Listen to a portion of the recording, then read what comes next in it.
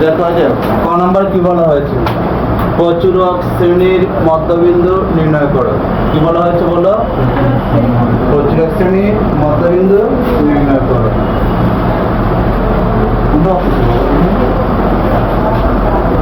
শেষ।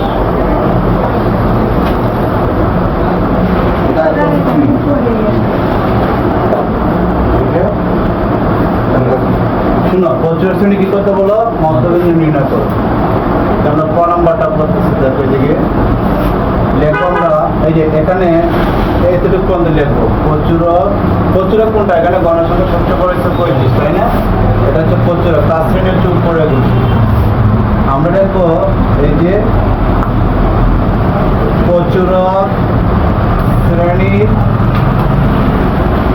মধ্য বিন্দু সমান উপযোগী যোগ করলে দেখো কত? 48 যোগ 53 বা এই দেখো 2। এখন আমরা দেখো তো গণসংখ্যা সবচেয়ে বড় যেটা, এটার নাম হচ্ছে প্রচুরক, তার উপরটা হচ্ছে শ্রেণী।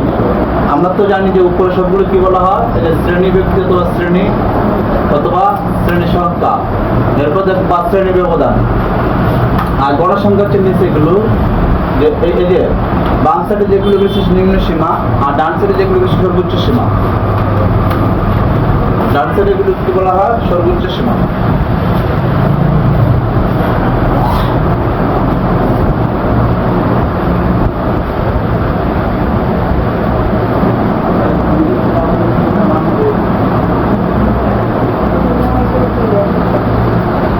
লেখো সবাই, কোন যোগ করলে কত হয় বাবা? হ্যাঁ, 101। এখানে যোগ করলে 101 হয়। 101 ভাগ করলে কত হবে? 50.5। এই হচ্ছে ক নাম্বার। এই যে ক নাম্বার শেষ। এখন আমরা করবো খ নাম্বার। দেখো ক নাম্বার সবার শেষ কিনা? শেষ।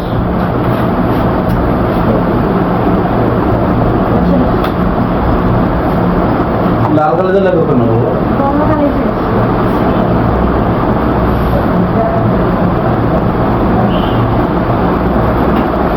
এখন আমরা খ নম্বরটা করবো। খ নম্বর বলা হচ্ছে উপরের গণসংখ্যা সারণী থেকে মধ্যক নির্ণয় করো।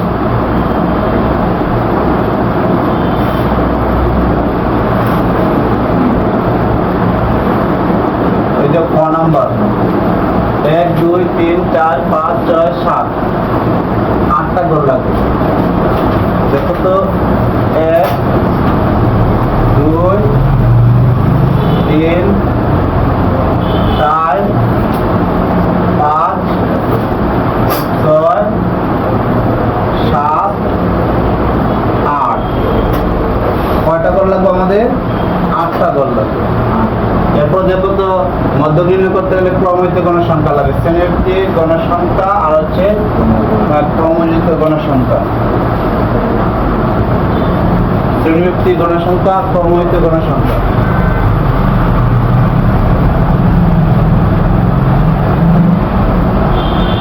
শ্রেণীভিত্তিক গণসংখ্যা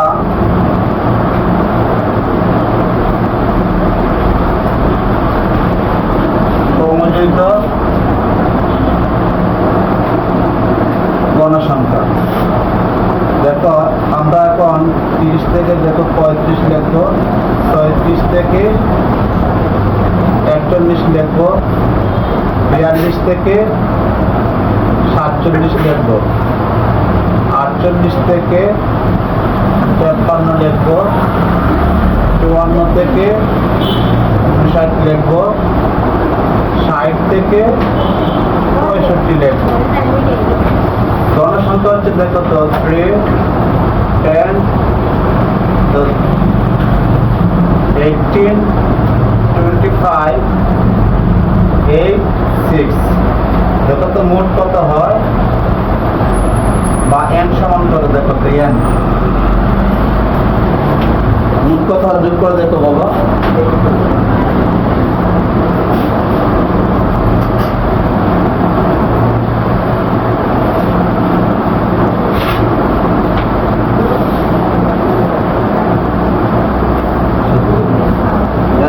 কত হয় সবাই বলো? 70। ওকে, ক্রমযুগ্মের সময় তৈরি করলে দেখো 3 এর 3 প্রথম যে সংখ্যা থাকবে সেটা লিখবা, আর এই সংখ্যার সাথে এটা যোগ করো, কত হবে? 13। 13 এই 13 এর সাথে দেখো তো 18 যোগ করে কত? 31। আমরা দেখো 31 এর সাথে 25 যোগ করলে কত হয়? 56। তারপর হচ্ছে কত? 56 এর সাথে 8 যোগ করতে হবে 64। তাহলে 64 তারপর তাহলে 70। এই হচ্ছে আমাদের ক্রমযুগ্ম সংখ্যা। এখানে প্রথম যে সংখ্যা থাকবে সেটা এখন লিখবো, আর এর সাথে এটা যোগ করলে এটা হবে, এর সাথে যোগ করলে এটা হবে, এর সাথে যোগ করলে এটা হবে, এর সাথে যোগ করলে এটা হবে, এর সাথে যোগ করলে এটা হবে। এখন লিখবো মধ্যক। মধ্যক সমান n plus n/2 minus fc into h/fm। এখানে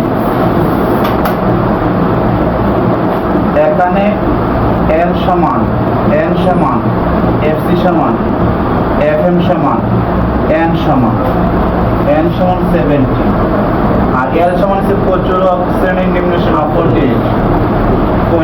n সমান হচ্ছে 70 দুইবার লিখছেন না। আর fc হচ্ছে দেখো এটা হচ্ছে প্রচুরক, তার এক দৈর্ঘ্যের ডান দিকে ক্রমযুগ্ম সংখ্যা প্রথমে 31, আর এখন হচ্ছে প্রচুরক, এটা হচ্ছে প্রচুরক, এখন হচ্ছে 25। এখন l এর মান হচ্ছে 48, তারপর n এর মান হচ্ছে তোমার 70, আর বাই 2 এখানে fc মান হচ্ছে 31। উপরে আরেকটা জিনিস খেয়াল করে দেখো তো, h এর মান হচ্ছে কত? h এর মান হচ্ছে 6। দেখো তো 30 থেকে 35 পর্যন্ত হলে কত? 6। 30 31 32 33 34, আচ্ছা 30 31 32 33 34, আর দেখো 35। তাহলে আমরা এখন দেখো তো 6 আর হচ্ছে 25 fm এর মান। fm এর মান কত? 25।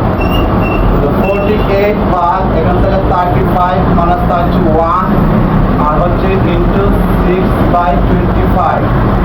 তাহলে 48 প্লাস এখানে বিয়োগ করলে কত থাকে? 6 সরি 4 থাকে, 4 আর হচ্ছে 6, এই যে 6 আর 25, এই যে 25, 6/25 শেষ লেখা। তাহলে সমান দিয়ে আমরা যেটা করবো দেখো তো 48 প্লাস আর হচ্ছে সাইজটা কত হবে? 24 আর হচ্ছে 25। তাহলে 48 24কে 35 দিয়ে ভাগ করলে কত হয়? 0.96। তাহলে এখানে হচ্ছে 0.96, তাহলে 48.96 আনসার এটাই। দেখো তাড়াতাড়ি সবাই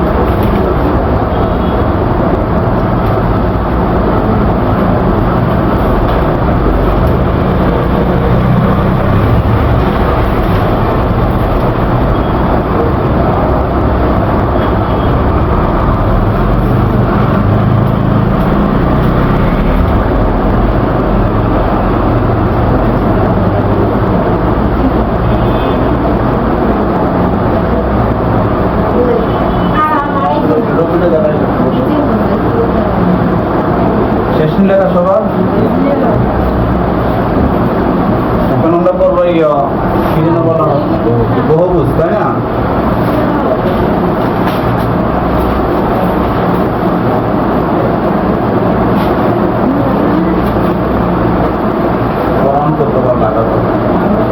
বহুভুজ তৈরি করতে গেলে কি হবে? গ নম্বরে বলেছে বহুভুজ তৈরি করো, মধ্যমান লাগবে, সিলেক্ট মধ্যমান আছে গণসংখ্যা, এই যে 8টা গল লাগবে, যদি ওটা তো মিটাইলাম। হ্যাঁ 7টা লাগবে। হ্যাঁ 1 2 3 4 5 6 7। দেখো তো শ্রেণীব্যক্তি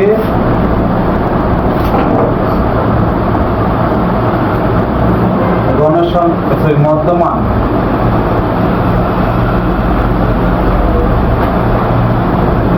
মধ্যমান গণসংখ্যা। হ্যাঁ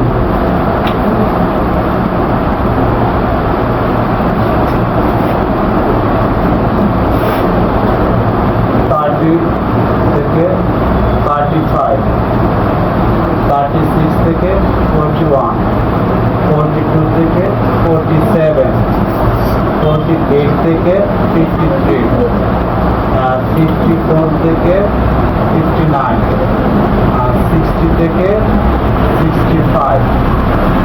গণসংখ্যা হচ্ছে 3, 10, 18, 25, 8, 6। একটা তো বেশি দেখছে।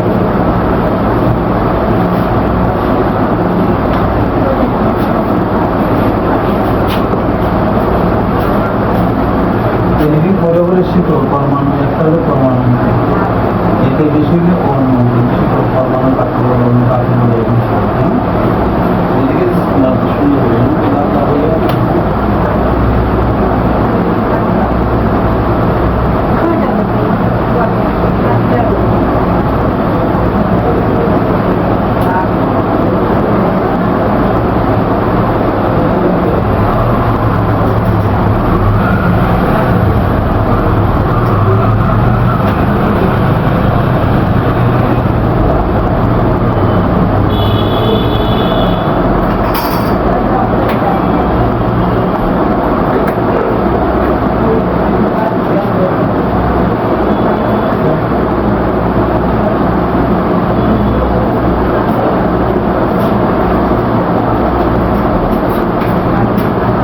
দেখো তো দুটো যোগ করে দিলে ভাগ করলে কত হবে? দেখো তো এখানে 2 করে 2.5 করে পাবে, 32.5, এরপরে 38.5, এরপরে 44.5, এরপরে 50.5, এরপরে হচ্ছে তোমার 56.5, এরপরে হচ্ছে 62.5। এ হচ্ছে মধ্যমান। আরেকটা জিনিস খেয়াল করতে হবে, এখানে শ্রেণী বিভাজন হচ্ছে 6, আমরা এখানে 6 উপরে যোগ করবো আর এখানে নিচে 6 যোগ করবো। আমরা যে কাজটা করবো দেখো তো,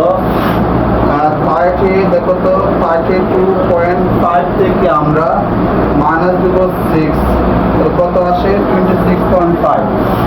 এখানে আমাদের লাগবে 26.5, নিচে আবার যোগ করতে হবে। তাহলে দেখো তো 62.5 প্লাস এখানে তো 6, 68.5, তাহলে 68.5। এটা হচ্ছে তোমার দেখো তো এই যেগুলো শ্রেণীবিভাজন 6, এটার সাথে 6 যোগ করলে এটা হয়, এটার সাথে 6 যোগ করলে এটা হবে। এই হচ্ছে আমাদের দুইটা এক্সট্রা লাগবে। ঠিক আছে এইটুকু? হ্যাঁ এখন আমি গ্রাফ তৈরি করবো। দেখো তো গ্রাফ তৈরি করতেছি। তাহলে আমরা যদি গ্রাফ তৈরি করি, দেখো 1 2, তারপরে দেখো 3 4 5 6 7 8 9 10 11। তাহলে 1 ঘর 2 ঘর 3 ঘর 4 ঘর 5 ঘর, 1 2 3 4 5। দেখি 1 ঘর 2 ঘর 3 ঘর 4 ঘর 5 ঘর, আবার দেখি 1 2 3 4 5, তাহলে এখানে পেয়েছি 1 দাগ 2 দাগ 3 দাগ 4 দাগ 5 দাগ।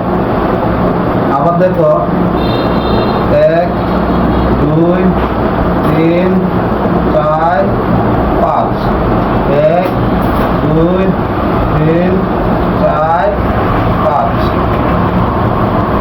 1 2 3 4 5, 1 2 3 4 5, 1 2 3 4, দেখো তো 5। এরপর দেখো 1 2 3 4, 1 2 3 4 5, 1 2 3 4 5, 1 2 3 4, ऐसे 5, 1 2 3 4, ऐसे 5। এখানে আমরা যেটা করতেছি দেখো তো, এখানে আমরা সেট চিহ্ন অথবা কাজ করা দিব, যে সেট চিহ্ন এই হচ্ছে এটা, এই যে ক লিখলাম, এদিকে লিখলাম y, এদিকে লিখলাম x। তাহলে আমরা একটা কাজ করি, এই দেখো এদিকে নিচে কি লিখবো আমরা, ওই যে 26.5, হ্যাঁ 26.5, এরপর হচ্ছে 32.5, 32.5, আর হচ্ছে 38.5, এরপর হচ্ছে তোমার 48.5, এরপর হচ্ছে তোমার 50.5, এরপরে দেখো 56.5, এরপর হচ্ছে তোমার 62.5, 68.5, 1 2 3 4 5 6 7 8টা, ঠিক আছে 1 2 3 4 5 6 7 8টা। দেখো তো ঠিক আছে নি, এটা আমরা কি আঁকবো, বহুভুজ। এখানে শ্রেণী ব্যবধান কত আছে, 6। শ্রেণী ব্যবধান যদি 6 হয়, শ্রেণী ব্যবধান যদি 6 হয়, তাহলে এই 5 করে এই 6কে ভাগ করে নিবে।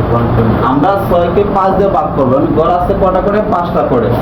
এখানে শ্রেণী ব্যবধান যদি কত হয়, 5 হয়, তাহলে আমাদের শ্রেণী ব্যবধান হচ্ছে 6, আর গড় আছে 5টা, 6কে 5 দিয়ে ভাগ করবো।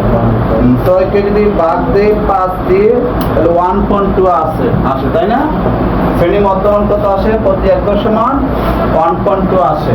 আর এদিকে আমরা যেহেতু 25 পর্যন্ত লেখা আছে, দেখো 5, এরপর হচ্ছে 10, এরকম ভাবে লিখে যাবো, 15 20 25 এরকম লিখে যাবো, হ্যাঁ। তাহলে এখানে দেখো তো সেট চিহ্ন পর দেখো, যদি বহুভুজ আঁকতে যায়, এখানে কত লেখা আছে, এখানে লেখা আছে ধরো তোমাদের 3, তাই না? কত লেখা আছে, 3। তাহলে 1 2 3 ঘরে ফুটা দিব, আমরা কত করে ফুটা দিব, 3 ঘরে। তারপর কত আছে, 10, এই হচ্ছে 10, আমরা কি করবো, এই যে 10 ঘরে ফুটা দিব। তারপর এই দিক থেকে আমরা ট্রেনে এদিকে নিব, এই যে এইভাবে সবগুলো করে আমরা ফিল আপ করবো, মনে থাকবে। এভাবে কি করবো, আমরা সবগুলো করে ফিল আপ করবো। আরেকটা জিনিস খেয়াল করে দিই, যদি আমরা সংখ্যা ছোট করে লিখি, তাহলে এই অল্প জায়গার মধ্যে আমরা লিখতে পারবো, হ্যাঁ। ধরো এখানে লিখলাম 3, তারপর হচ্ছে কত বলো 10, তারপর হচ্ছে ধরো আমি ধরলাম 7, ধরো 5, ধরো 6, ধরো 2। এখন আমরা যদি কি করে দেওয়ার জন্য এখানের মধ্যে 10 এর পর কত 7 নাকি 5 কোনটা, এটা এই যে 5 নাম্বার দাগ, 5 5 6 7, এখানে হবে তোমার 7, এই দেখো 7 আমরা এখানে যুক্ত করবো। এরপর লেখা আছে কত বলো 5, তাহলে 5 হচ্ছে এটা। তাহলে আমরা কি করবো, হ্যাঁ 5 কে নিচে, হ্যাঁ 5 হচ্ছে এটা, হ্যাঁ 5 হচ্ছে এটা। তারপর কত আছে এটা 6, 6 কত দেখো, এটা যে 5, এই যে 6 কি হচ্ছে 6, তারপরটা হচ্ছে কত 2, তারপরটা কত আছে,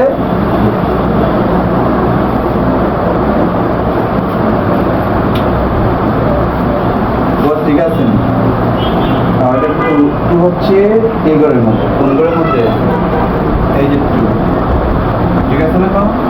এই যে 2, তারপর এটা গিয়ে সংখ্যা বেশি লাগে না, 5 এইটা হবে এখানে 62.5 62.5 আর এগুলো 68.5 এটা কি আবার এই মাদক হয় এই শেষ। তোমরা যেটা লেখা আছে ওইটা দিয়ে পড়বে। হ্যাঁ, আমার কিন্তু গ্রাফ নাই, লিখতে পারবো না, লিখতে হলে অনেক উঁচু করে লিখতে হবে। হ্যাঁ, আমি তোমাদের এটা দিয়ে বুঝিয়ে দিচ্ছি আর কি। হ্যাঁ, আর এখানে হচ্ছে 18 লেখা আছে, 18 নম্বর দাগে ফুটা দিবা। 25 লেখা আছে, 25 নম্বর দাগে কি করবো বলো, ফুটা দিবা।